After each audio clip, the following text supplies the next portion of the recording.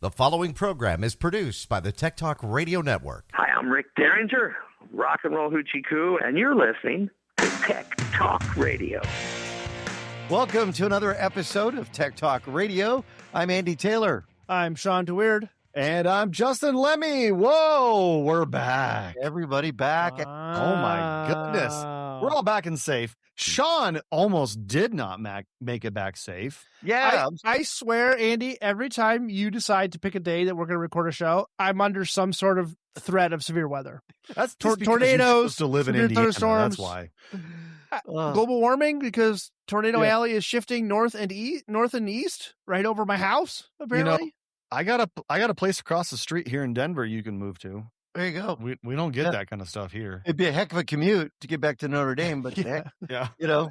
Well, I mean, you fly on private jets now, apparently. Yeah, what's this story? I was like, wait a minute. So we're doing our big upgrade next summer, and vendors are catering. They're flying us. We're visiting vendor sites and visiting places that have equipment that we're looking at. So vendors are wining and dining us at this point. So it's kind of nice. Wow. You flew on a Learjet 45. Have you ever been in one of those before? No, I flew on a Cessna Citation today. Oh, that was a Cessna? I thought it was a Learjet. No, yeah, the last time. Oh, excuse me, Mr. High Flyer. The last time we went up to this vendor, which was a year and a half ago, I think, we flew on their King Air twin turboprop, which was King Airs are pretty awesome planes. Yeah, and the thing is, you say Learjet and you compare it to Cessna. Cessna made some really good jets and some good aircraft. I mean, the first plane I ever flew was a 172, and it's a great plane. Question is, Shawn, did you have to go through TSA? No, just customs. Yep. Right? Yep. Because you got a private terminal, right? Yep. Oh, I literally pulled right up, walked in, 15, 20 minutes later, we were on the plane, skedoodling. That is pretty awesome. But no, getting back to the whole weather thing, yeah, I was concerned. And Justin, we had sent a group chat to everybody, and we're talking about it. And you had mentioned, take a look and see at this weather thing. I looked and I was like, oh, I don't think Shawn's going to be doing the show tonight. Yeah. Yeah. So all the storms rolled through about 3 or 4 o'clock this afternoon. We didn't get back until almost 7. I was watching that thing until from 8 a.m. Chicago got hit hard. Yeah. So Chicago got hit pretty hard. And then Lake County, which is the last county before you get into Illinois, which is where Gary, Indiana is, got hit the hardest, right? 95% of the residents in Lake County are without power. That's like 120,000 homes. The only 5% left is what? Data centers. Oh. How does that work? That's funny how that, No, I have no idea, right? But they got hit with what's called a derecho, which is sustained thunderstorms with straight line winds averaging so many miles an hour. But their peak recorded via the National Weather Service was 99 miles an hour. Oh, man. So good Lord. That's pretty bad. That's almost almost EF1 tornado level. Yeah. Yeah. If you rated by the winds, but constant and over an extended period of time. So peak was 99, but it had to average. You'd have to look it up. But if you look up Lake County, Indiana, Gary, but then it traveled over to LaPorte County, which is one county to the west of us, and produced a couple small tornadoes, and then which triggered a tornado warning. So you would think that because we were in Canada, I was in near Toronto, we would be not getting weather alerts. But because all of us were members of the university, we got the ND alert saying there was a tornado warning. So all of our phones started going crazy during the vendor meeting, and they're like, what's happening? We're like, oh, it's just a tornado warning. They're like, what? Oh, yeah, back home. Yeah, back home, yeah. And then the guy, our sales guy, was talking to the pilot, who was saying like they were trying to shift whether or not we had to shift our flight around because trying to avoid the weather. Wow. But it went south instead of north, which was good because then we had clean air flying back. So. One question though, you mentioned that you were in Canada. Did you get poutine while you were there? What the heck is poutine? Oh my God! Wait, Poutine. You don't know what poutine is? No, what is poutine? It is like the best food in the world. It's a very Canadian thing. It's basically fries and gravy and cheese.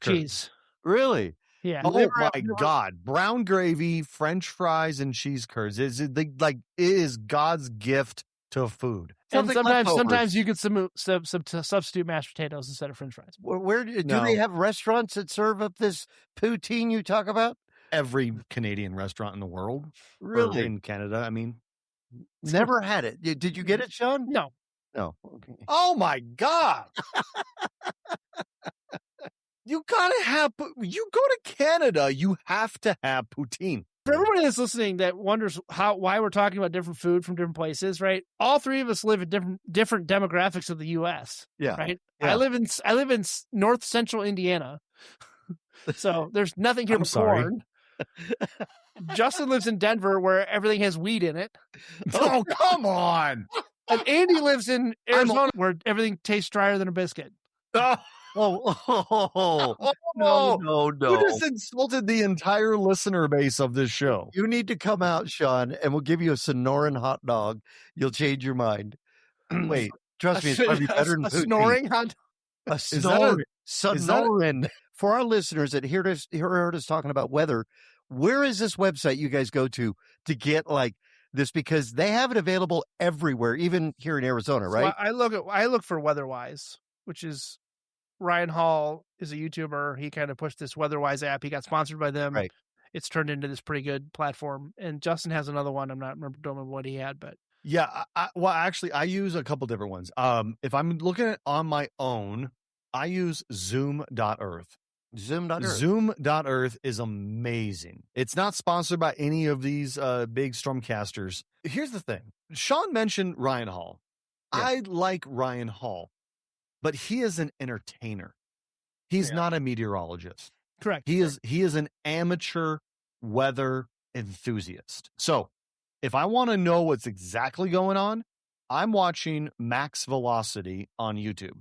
Max Velocity is a degreed meteorologist, and he uses a couple different ones. One of them, Zoom.earth, but not so much because he has tools that are way more stronger than Zoom.earth. But I like Zoom.earth because it has a mobile app. It has a desktop app. I think it's like $12 a year, and you get some amazing quality imagery on satellite imagery, radar imagery, forecasting, not so much. If you want to know what's going on right now, I would say Zoom.earth is my favorite. Can they also do that by location? So like somebody here in Sahuarita, Green Valley could look that up and see. Absolutely. It's like Google Earth. I'm looking at it right now. It's like Google Earth. You just scroll around and I can look at, I scrolled back to 2:00 today and looked at what the weather was today. It's crazy. Frustrating because honestly, we have three sources that I know of. You've got Wonderground, which is, Weather Underground. I would not recommend Wonderground. Sorry. There's AccuWeather, which is pretty good. There's weather.com, but then really it's all weather.gov. I mean, weather.gov is where I get my stuff from. So I'm glad you mentioned weather.gov because honestly, all these websites are getting their data from weather.gov. Now, I use weather.gov as well because it is raw data. All you're getting when you go to weather.com or you go to AccuWeather, or what was the other one you mentioned? Underground. You're just getting that same data overlaid with advertisements. Yeah, there's a lot of ads. That's it. Yeah. Go to weather.gov. If you want straight up weather, weather.gov. And then you want this guy, he's got to be getting it from weather.gov. He's using weather.gov, but he's got tools that overlay certain things like tornado warnings, tornado paths. I think it's Radar Omega. Radar Omega I found from Ryan Hall that Shawn mentioned. Radar Omega is also really, really, really good. So I would say Zoom.earth or Radar Omega. All right, Shawn, one of the things I know you also did during our break here is you did Gen Con, right? That's the big gaming conference. How was that this year compared to like last year? Unsurprisingly, we survived a tornado warning during Gen Con. Oh, you're kidding me. No, bro, this is starting to become a thing with you. Yeah. It surrounds the show and places I go. So wherever I go, I'm just a whirlwind, okay? Yeah. That's the name of this big show. So Gen Con, wherever I go, I'm a whirlwind. Yeah. So if you didn't notice, everything behind me is a mess, right? If you're looking at the video, right? Did your house get hit by a tornado?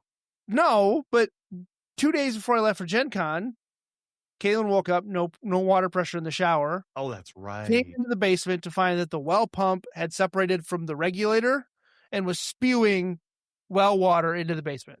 Oh, no. Western half of my basement doesn't have anything in it right now because it's all packed in behind me so that they can come and redo the pad and the carpet on that side of the basement. That happened. Got a couple industrial dehumidifiers from Home Depot, rented them. We had a crew come in to put dehumidifiers and fans and stuff down here. And it took several days to dry out and stuff. And now we're waiting for the contractor to come to finish whatever. So it ended up Wednesday night going down to Gen Con. It was good. I wish I could show you everything, but I don't have anywhere to put it down here. So it's all upstairs in our spare bedroom, just laying up there until I have somewhere to put it. It was good. Played a lot of Daggerheart, which is another tabletop RPG similar to D&D, but it uses a different dice system. Caitlin came down on Saturday. We played Daggerheart. We played a couple other board games. Went out for dinner. In that time frame of we played Daggerheart, went and had lunch. Right. We met her friend and walked around and got stuff signed by artists and bought some games and stuff. And her friend's husband had an event that ended at 4. So we ended up going to check into the hotel with my friend Steve, and we walked to the restaurant to get a table. And then Caitlin, her friend, and her friend's husband were walking to the restaurant and got caught in the torrential downpour and tornado warning. Oh my gosh. So they were walking from the convention center only like a block and a half, got caught in the really heavy rain. And then while we were sitting and eating dinner, the whole restaurant, everybody's phone in the restaurant lit up with the emergency action warning, and tornado warning. So tornado went through the south side of Indianapolis, maybe 6 or 7 blocks from the convention center. And it had enough crazy winds that between the convention center and Lucas Oil Stadium, if you're familiar with NFL stadiums, that's where all the food trucks were. With all their tents and chairs and all stuff. No. So that all got swept up and tumbled and tents got destroyed and all that stuff. So you can imagine Saturday, because this was on Saturday of Gen Con, the busiest day. Everybody had to cram into like the hallways and then like not be around the glass. So like everybody was kind of crammed up. And then there's part of the convention hall that decided to, spring a leak and a curtain of water was coming down into the cooler. Oh my gosh. Uneventful for everything else, just a little bit of water, no big deal. Yeah, and then I came home. Okay. Sunday night, came home. I was home for less than 12 hours before I got on a flight to Charlotte, North Carolina. Wow. For the annual School Control Room ESPN conference. So for those of you who don't know, I work for the University of Notre Dame doing broadcast media and live events for the university in athletics. So we have a yearly conference where we go and talk about what all the other schools are doing and stuff like that. And it was fun because there was an engineering breakout where I got to talk with all the other school engineer guys and ladies and the team members and stuff from ESPN. And they were asking about what we're doing with Stream Decks. And so there were a couple good ideas. And I was like, wait, but I'm doing this, and this, and some more of this, and tying this in and tying that in. And they're like, oh, what are you going to tell us next time you're controlling the lights and your the lights and other stuff? I was like, well, yeah. And they're like, well, why don't you just come up and talk about it then? So like I ended up talking about it for a little bit about what we're doing and that's cool. what we're integrating and stuff. And well, that's, what, a sales perspective is always great, but from a user perspective that is getting the full use of it, that's even better. So the guy from ESPN that was running it made a really funny joke. He's like, hey, you guys, you heard that Notre Dame has a new sponsor, right? Because Notre Dame has the sponsor tabs on their jersey this year. Right. Okay. And he's like, hey, it's Stream Deck. Oh my gosh. It should be Elgato. Yeah. So, yeah. But it was a good time. So I got to meet a bunch of guys from other schools that are doing similar things that we're doing, that are doing upgrades that we're doing, which led into me being able to ask a couple pointed questions to our vendor this week because I was in Canada the last 2 days. We're doing a big upgrade next summer. So we're in the throes of vendors coming on site to demo stuff. We're traveling to vendors to look at stuff. We're getting demo equipment in. We're in and out with demo equipment and We just finished an installation of all of our audio stuff this summer, which is phase 1 of 2 parts. The last 6 weeks have been just a whirlwind. It's like I've been gone, I've been home, I've been gone, I've been home. Plus, we did our trip to the UP in that time frame too, so I was gone for days to the UP. For those of us that don't live in that area, what is the UP? The UP stands for the Upper Peninsula, which is the upper part of Michigan. Which basically Canada. So I was actually further north on that trip than I was the last 2 days in Canada. This is kind of funny. We were watching ID Channel the other day, and there was a scene where they were talking about they're having to go to the UP. And Gloria looks at me. She goes, "What is the UP?" I go, "Upper Peninsula." Oh, hey, Sean told you. Yeah. Like, oh yeah, I know. So before I went now. Before I went on the trip, I haven't had a chance to talk on the show about it. Right. Is you guys know that I have an inverting generator for the camper, which I have tied into the house when we have emergency power. Which company manufactures that one? Predator, which is sold by Harbor Freight. And if you're looking for a relatively inexpensive inverting generator, the Predator line from Harbor Freight is very good. It's a Honda EI clone, the fuel-injected line EI clone, which is quieter, whisper light, the quiet stuff. So it's not the huge, loud construction ones. But I've always been looking for a solar generator. So I had the opportunity to purchase a Anker SOLIX home battery backup. Ooh. Which is a rolling kit. And I say little, but it weighs 137 pounds.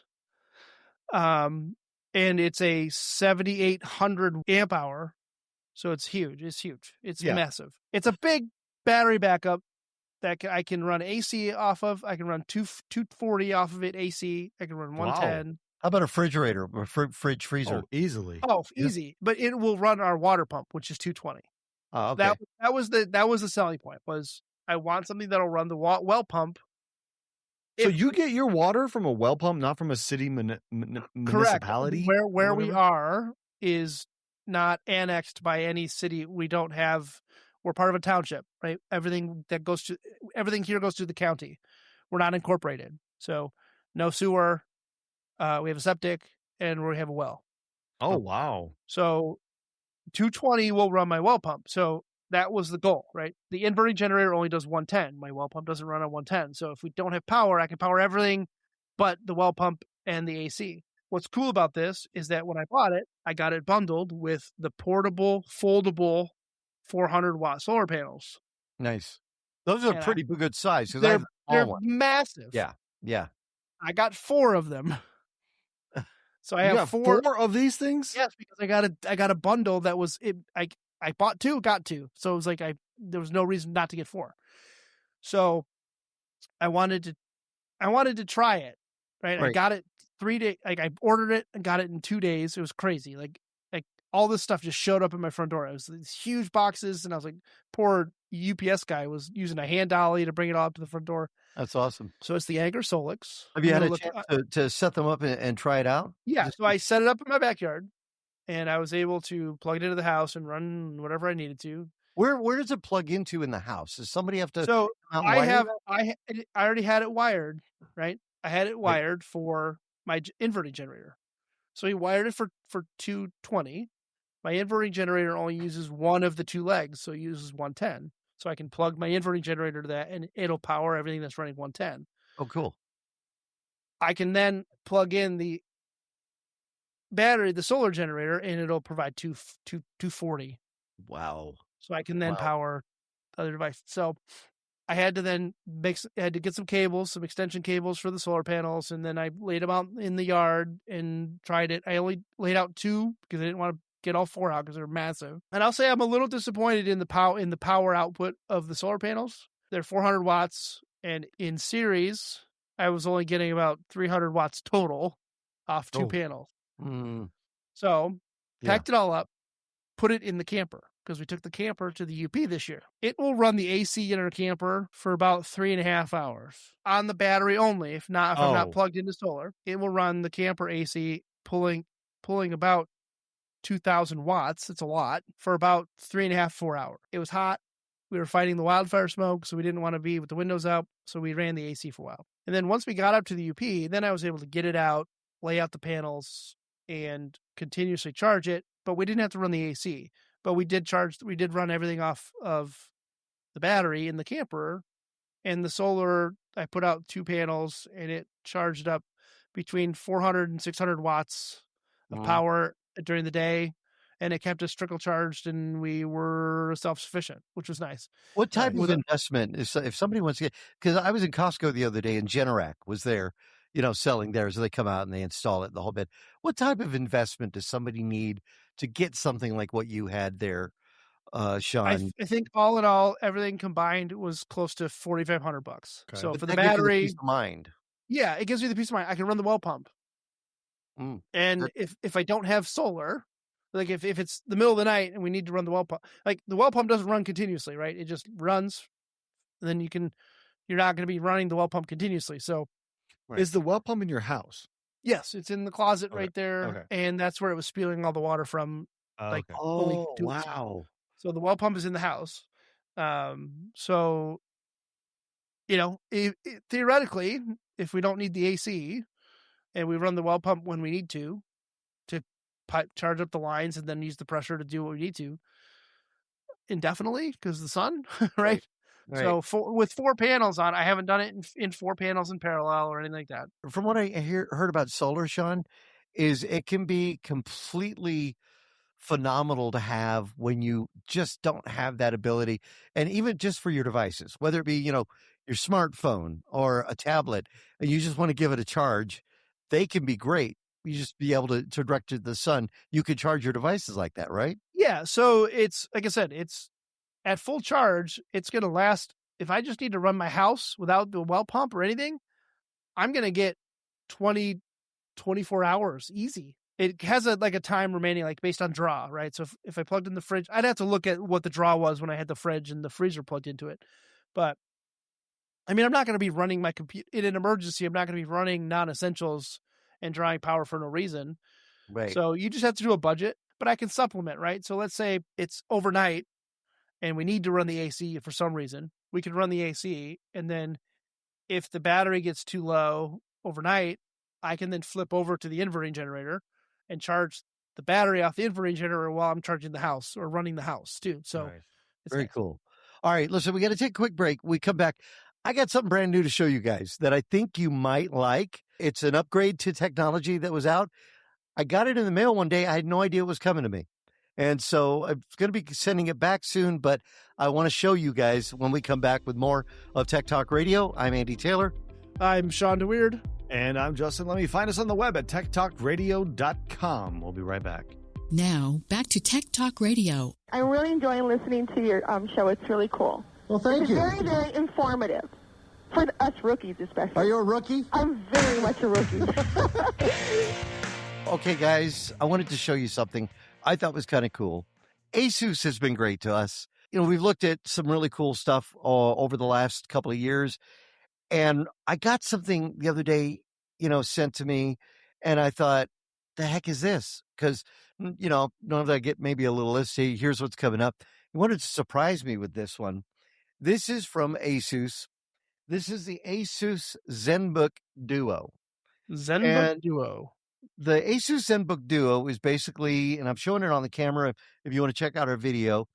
Basically, it's a laptop, a little beefier, right? It's got these are fans for the design. The ceruleum finish resists scratches and fingerprints. It's kind of a mix of ceramic and aluminum used in the aerospace and luxury watch industries for strength, lightness, and luxurious tactile feel. And over the last couple of years, I've been looking at a lot of laptops that have been real thin, real light. And this feels good again to hold something that's kind of beefy. This is a professional laptop.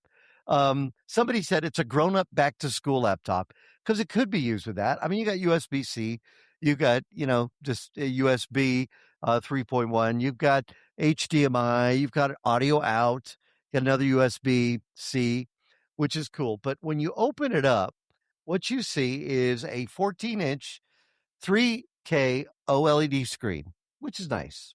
You've got this trackpad here. It's a haptic trackpad. But what's really cool, and if you've never seen the Duo, You can lift up the Bluetooth keyboard on it. What? Put that aside, and what you get is 2 3K OLED screens. You can then, it comes with a, little stand there. You could stand it on your desk, and you could have a screen here and a screen here. And I demoed this on TV, actually using the, I had DaVinci Resolve down here, and I had your regular Windows operating system up here, where I could pick files and drag them down into Resolve. I mean, it's pretty amazing. It'll also paginate this way. So if you want to be able to look at it like a book, you could do that. And it's a Bluetooth wireless keyboard, which is great. It has abrasion resistant coated keys. That was crazy. You just literally if nobody looked at that and said that keyboard comes off, it gives you a display underneath. I would never have known that. One of the Justin, right? I mean, I'm not crazy, right? Yeah, that is pretty. One of the things they fixed on the 2024 when it first came out, you had this hump here. So here now it's almost undiscernible. You can't really tell that it's there. So they've kind of indiscernible. Yeah, that thing, that word. Yeah. I don't know how the word is. Long battery life, even with the dual screens.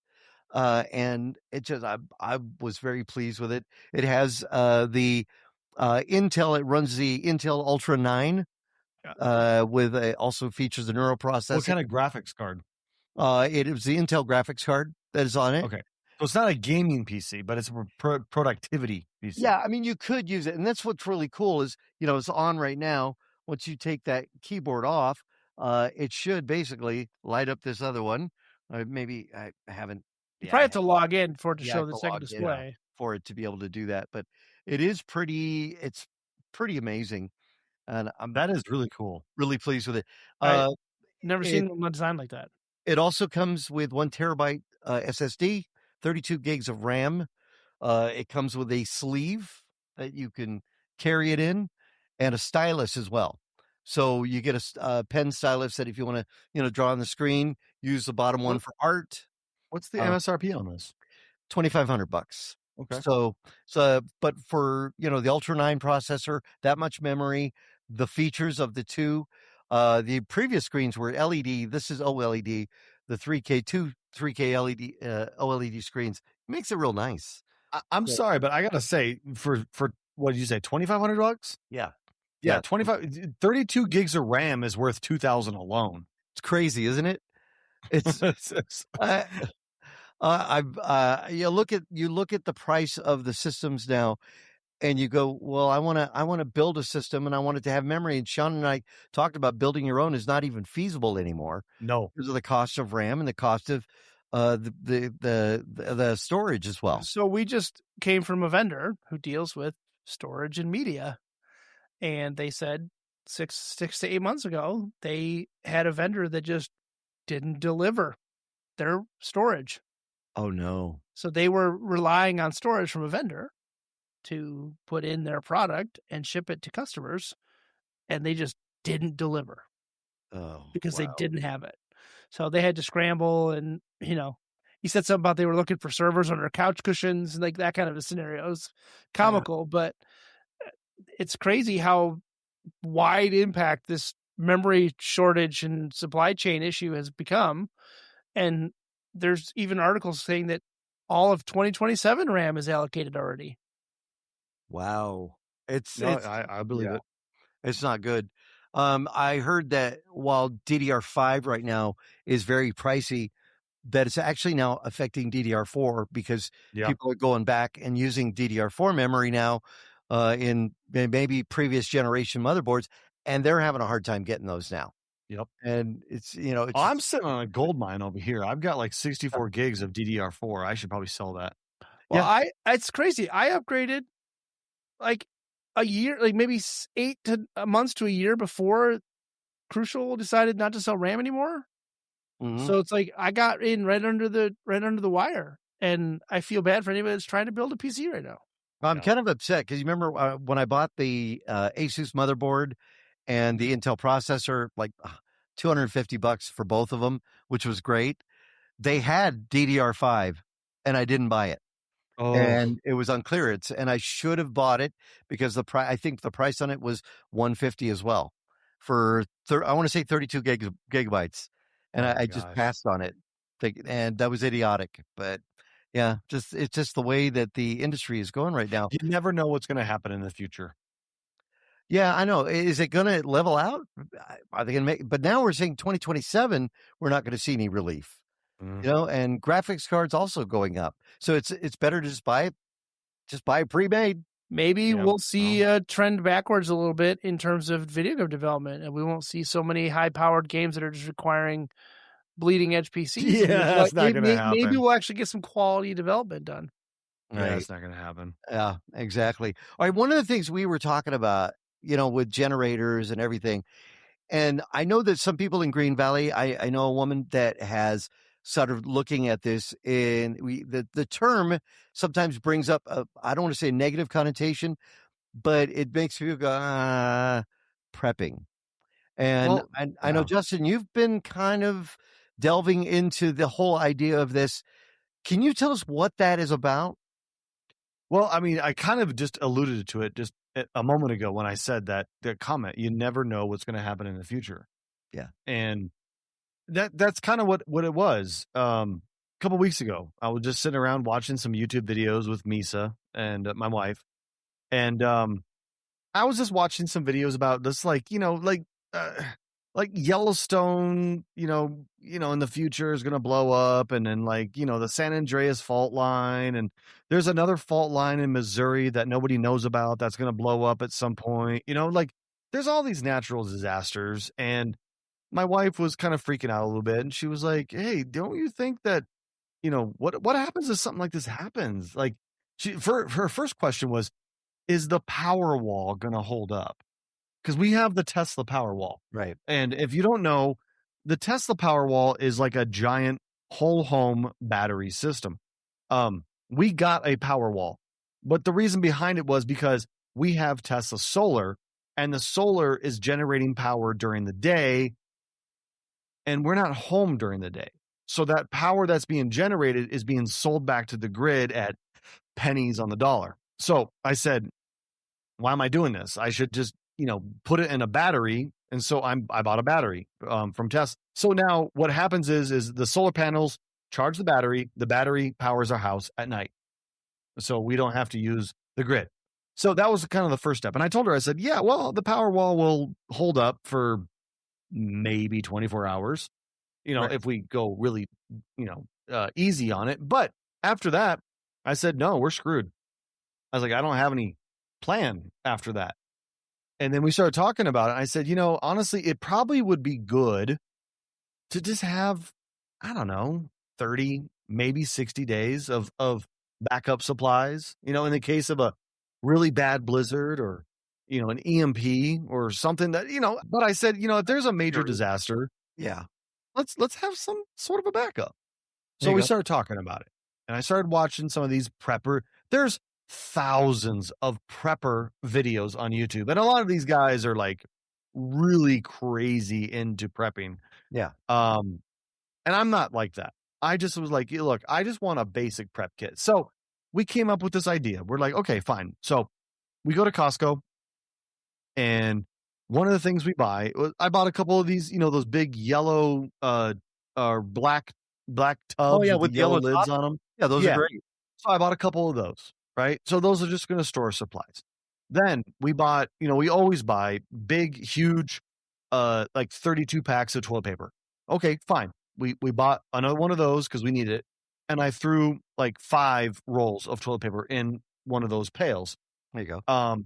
Then we bought a 32 pack of bottled water, and that we're not going to use that. We're not going to drink that. That is going to be stored in the basement.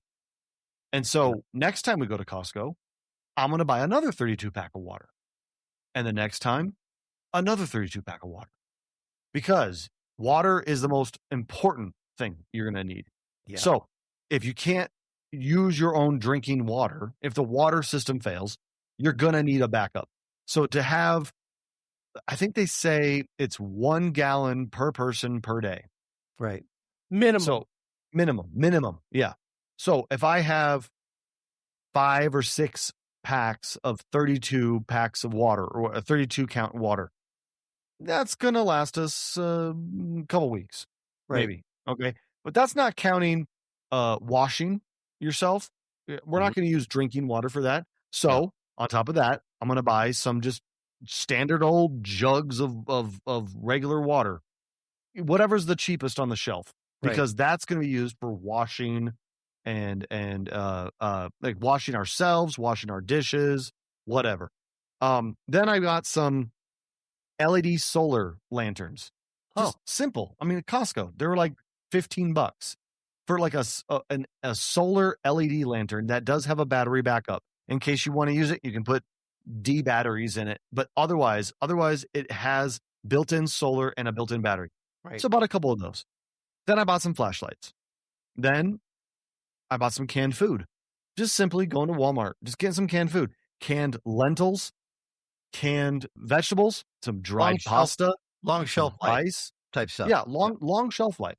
Just simple stuff. Like I'm not going out and buying crazy MRE packets or these, 4-page. Those MREs are good though. Hard to find now. Are you kidding me? MREs are good. I liked them.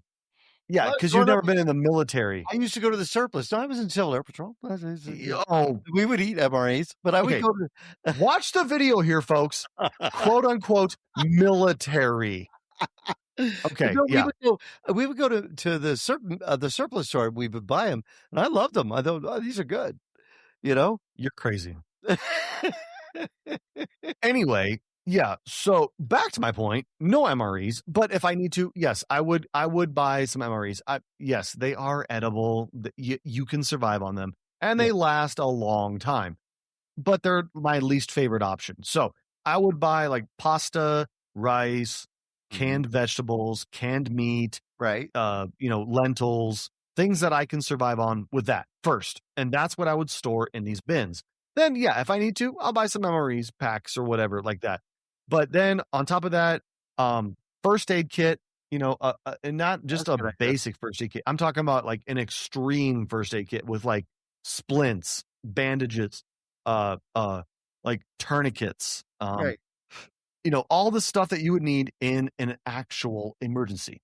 So that's kind of my prepper kit is just stuff like that. It's not going to be crazy. I'm not looking to survive for like 6 months to a year, because at that point you've got a whole nother situation on your hands.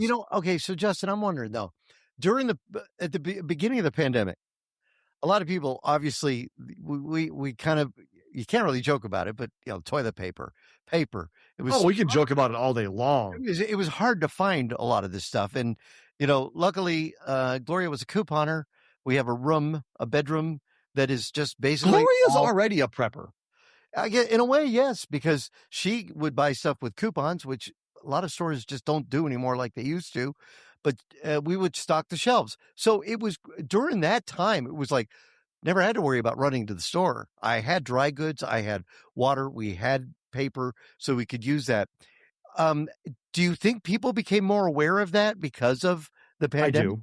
Oh, yeah. I do. I think that was a thing. And Shawn, please chime in here. But I do think that was kind of an enlightening moment for people. Well, I mean, before the pandemic, all you had was when there was like a threat of bad weather or a blizzard, everybody would just go buy milk and eggs. Right. Yeah. And then you saw the pandemic when supply chain stuff came and people were like, oh, I'm not going to have access to the favorite thing that I always get. And people started hoarding those things because they're like, I don't know when the next time I'm going to get X or Y. And it was hilarious because places like Costco, Walmart, Meijer, whatever, put the slap down on people trying to return profitable items during the pandemic.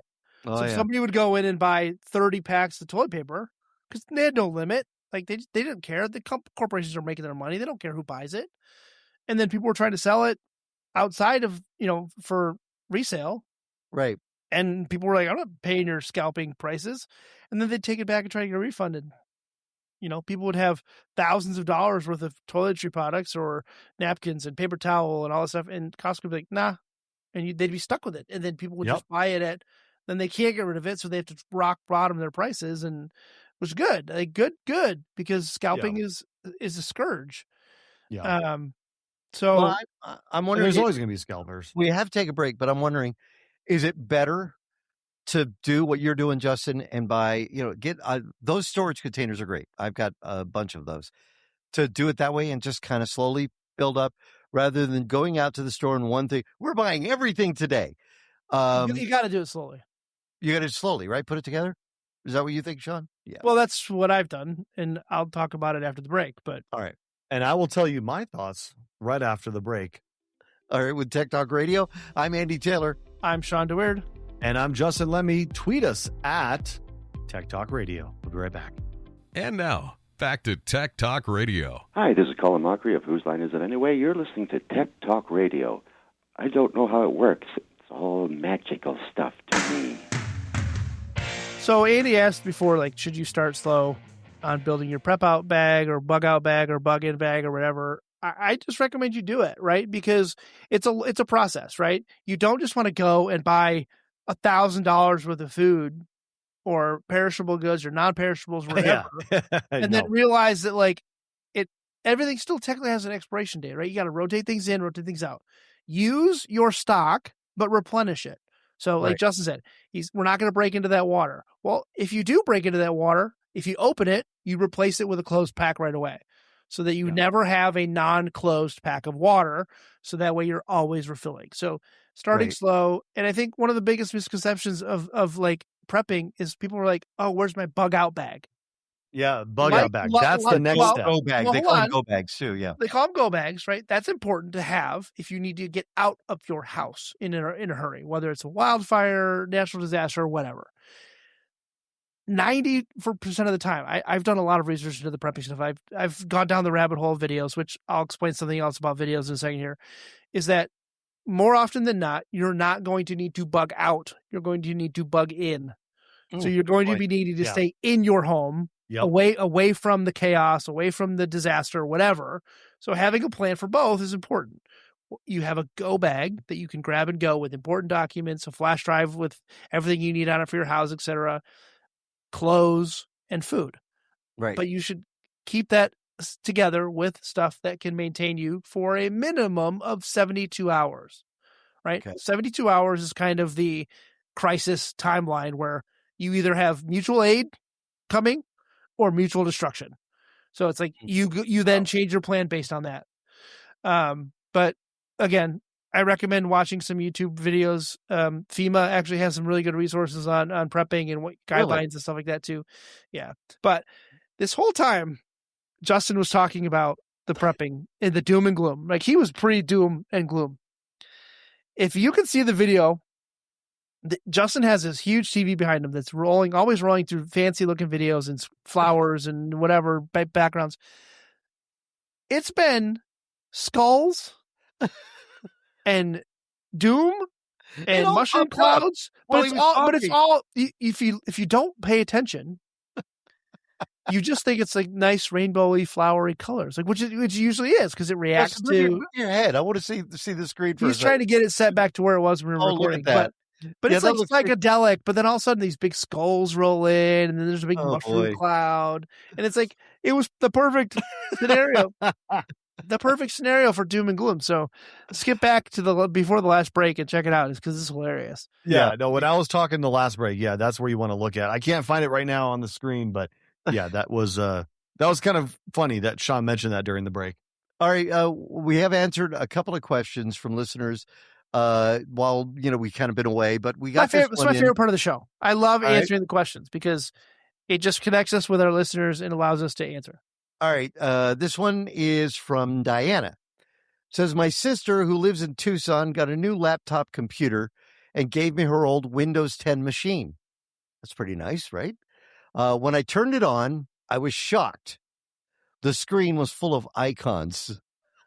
I asked her, and she said each one was a program or even photos she had downloaded from the internet. And she wants to know, or a virus. Or a virus. Should I get rid of them? I've been told once too many icons was bad. Thanks, Diana in Saudita. Wipe it. What? Wipe the computer. No. What First off, you're on Windows 10. Windows 10, yeah. What if there's valuable programs on there that she wants to use, Shawn? Well, it's her sister's computer. She's going to want to cater to her own needs. Like, if her sister doesn't want a back, wipe it and build it yourself. What if she has like Adobe on there, or she has Office? And it's likely first off, it's her sister's account, not hers. Yeah, I was going to say, first off, if it's Adobe, the first time her sister logs in on her computer, it's going to boot her out. Right. So wipe it, start over, start fresh. That's my suggestion, right? You don't know what kind of stuff your sister downloaded, viruses, malware. You don't know. Right. Wipe it. Wipe the machine. Clean it up. Antibacterial. Do the whole thing. Yeah.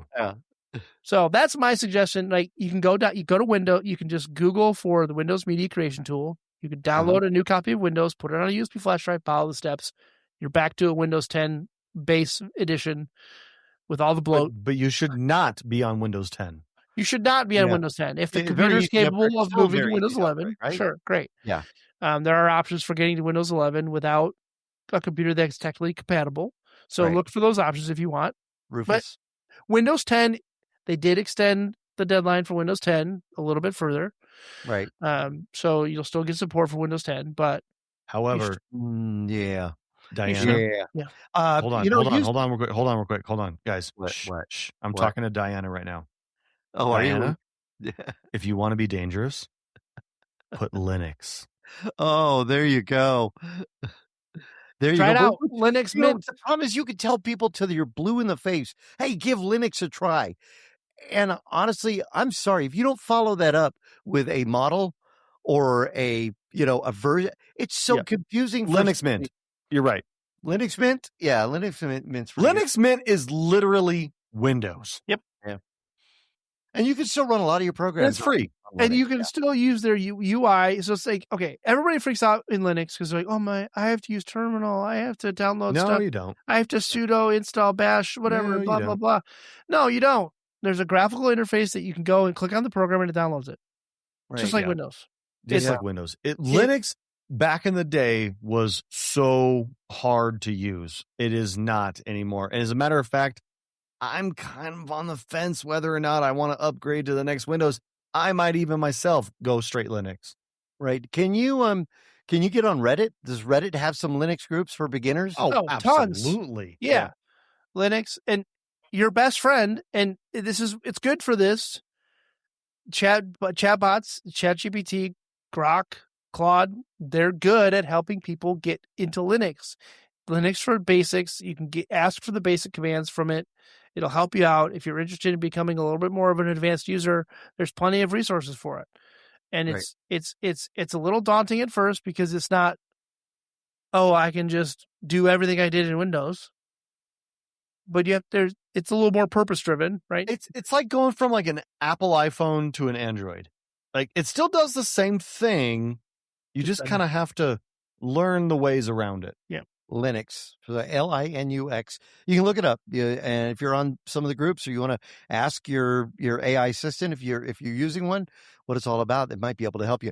I got to tell you a story. I got a laptop in the other day, and this came from a friend of mine I've worked with in radio before, not at this station, but anyway, the laptop is a Dell. It's an i5, and it's a pretty cool system. But he said it couldn't open any browsers.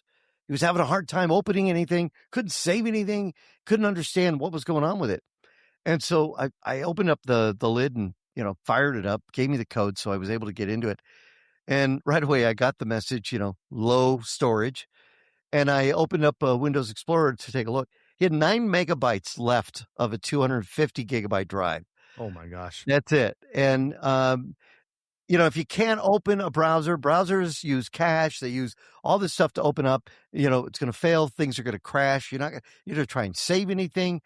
The thing is now you have to make a decision. And here's my question. What do you guys think? This guy's got to make a decision. I was able to move about 100 gigabytes off onto some removable storage. But now he's in a situation. He's got a 250 gigabyte drive with 100 gigabytes of removable storage that he's going to keep filling up. 250, that's just not a lot of storage. I just want to ask one question. Yeah. About this 250 gigabyte hard drive. Yeah. Are you living in the year 2014? What do you mean? Because that's what it was in 2014. Yeah. That's 250 gigabyte was good in 2014. Right. Exactly. We are in 2026. What do I tell them? 5, go to 5, 12 terabyte. Go to 1 terabyte, but 1 terabytes are about $450 now. No, they're not. But it also depends on what type of storage is in his computer. Can he upgrade it? Is it soldered on? Is it NVMe? Is it upgradable? It is an SSD. I looked it up. So if it's an SSD, you can clone it to a 512 or a 1 terabyte. Like I would go to a 1 terabyte SSD and slap that son of a gun in there. 1 terabyte will be more. The laptop's only worth $500. So then buy a new computer with more storage. Exactly. Then at that point, buy a new computer. Like, there you go. Wipe it, put Linux on it. You'll never get to 256 speed. There we go. The theme of the show. You'll be able to run Firefox in 20 minutes. And put Linux. All right, we'll take a break, come back. I want to show you something real quick that folds when we come back with Tech Talk Radio. I'm Andy Taylor. I'm Shawn DeWeerd. Wipe and put a Linux on it. And I'm Justin Lemme. I'm not even going to follow that up. And now, back to Tech Talk Radio. Andy, you said you had something that folds. Yes, here it is. And this is pretty cool. A little small. Is that a cell phone? Not a cell phone. It looks like it could be a cell phone. It looks like a laptop camera. Right?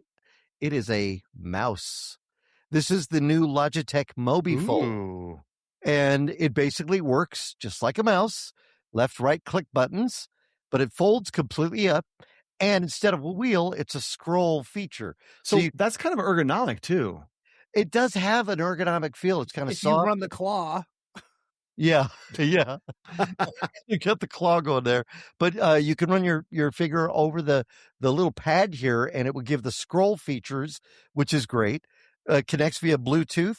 You can switch between 3 different Bluetooth devices. So you can have it on your PC, and then, you get your tablet over here, hit the button, and then connect to your tablet and use that. This is what's amazing is the battery life in this thing. 30 days, 32 days for full charge. But here's the thing. It's USB-C. So if you plug it in, because you really quickly forgot to charge and you need to charge, you plug it in, 1 minute will give you 22 hours. Oh my gosh. That's pretty amazing. So if you're looking for a battery you want to carry in your laptop bag, and if you don't have Bluetooth, a mouse. Yeah, or a mouse. You don't have Bluetooth, you can go ahead and plug into with a USB-C, USB-A adapter. You could do that if you wanted to, but you're going to send me this, right? This is great. I ended up buying this. You're going to send me this, right? I ended up buying it. So you want this on your Christmas gift list? Yes, I do. They're about $79. Oh, that's not too bad. Little pricier for a mouse. You could buy, one of these for like $20, but it's again very comfortable. That's really maybe nice. Justin can use it when he has to work the Dippin' Dot stand. Yeah, when you're working the ice cream Dippin' Dot stand, which you've been doing.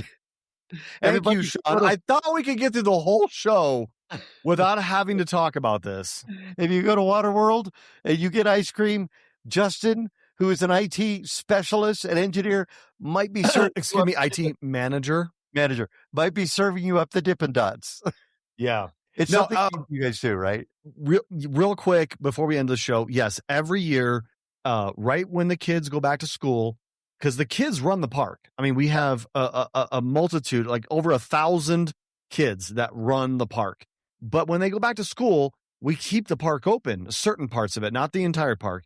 And the full-time staff have to run the park. So we can be attractions, which means we're basically pushing people down the tubes with the big, kind of like lifeguards, but we're not really lifeguards. Be fun. But you're standing in the hot sun all day, and I can't do that.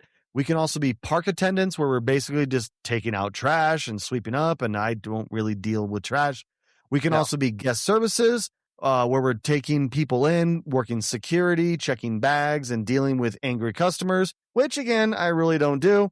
Or we can be food services. So food services, you're basically flipping burgers, slinging glizzies, or serving ice cream. and we don't know what we're doing from day to day. So yesterday I slang glizzies. Today I was slinging ice cream, and I took 2 showers, and I have washed my hands 17 times, and I'm still sticky. This show is. And I don't want to hear about ice cream anymore. All right. No more ice cream. Do they have a poutine flavored ice cream? Oh, just shut up. Poutine. All right. Well, thank you for tuning into this week. If you got a question, drop us a line.